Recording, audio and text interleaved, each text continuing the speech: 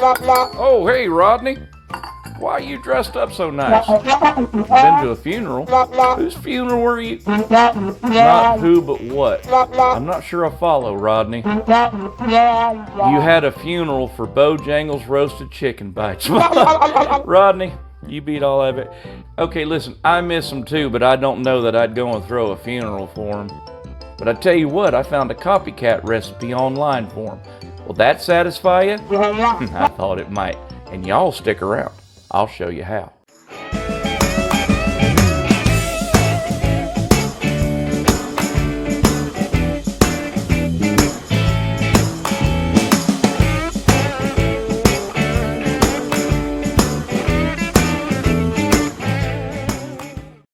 Before we go any further, I'd like to remind you guys, please don't forget to mash that subscribe button, give me a big old thumbs up, maybe even leave me a comment or two. I sure would appreciate it.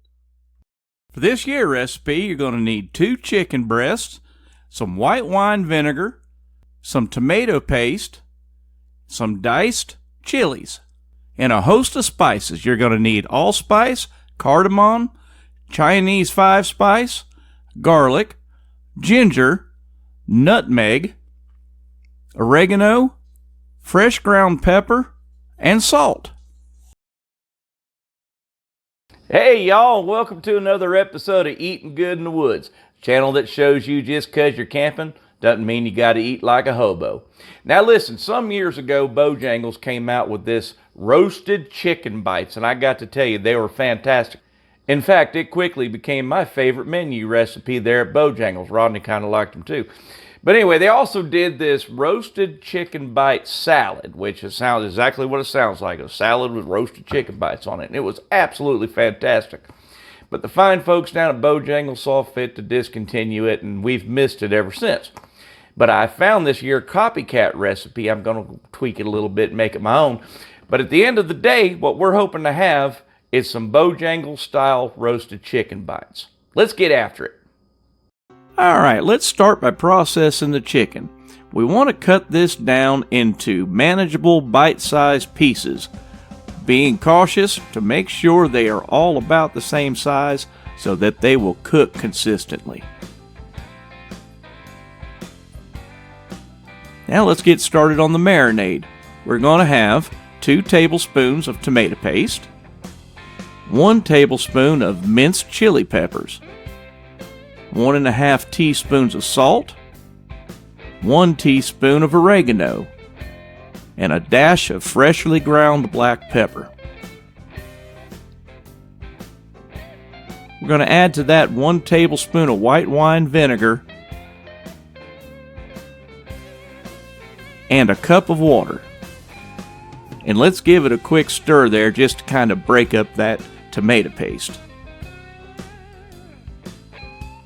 To that, we're going to add ½ a cup of olive oil and 1 tablespoon of minced garlic. And then just a dash of ginger and a dash of Chinese 5-spice. We're going to add 5 cardamom pods that we're going to crush up just a little bit so they can be part of the marinade. And then another dash of allspice and some fresh nutmeg. So what do you call Rodney in a 3-piece suit? Defendant. Ha ha, that's funny. We'll give this a good stir about and put it in the refrigerator. Let it marinate for 2 hours. I'm going to line the bottom of this pan with some parchment paper, only to keep cleanup easy. I'm going to pour the whole thing into that and spread it out just as thinly as we can. Then we're going to put it in the oven at 400 degrees for about an hour. Say, that reminds me, if y'all are looking for a way to support this channel, keep this here train rolling full of farm fresh content twice a week, why don't you slide over to my Teespring shop, get yourself a coffee mug or maybe even a t-shirt. But if you don't want to do that, how about you go to buymeacoffee.com And for the price of a cup of coffee, you help keep this train a-rolling. You can also visit boondockerswelcome.com. All of the links are in the description. Thanks a bunch. We'll give it a check after an hour, and it sure looks like it's finished. The sauce is nice and reduced, isn't that pretty?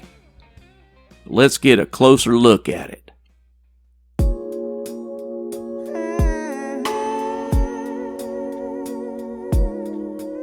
Now, all right, ladies and gentlemen, there they are. They are done. D-U-N, done. They turned out beautiful. The sauce got nice and thick on top of them. Man, these are going to be delicious, but I think all we got left to do now is give it a taste. Let's give it a shot.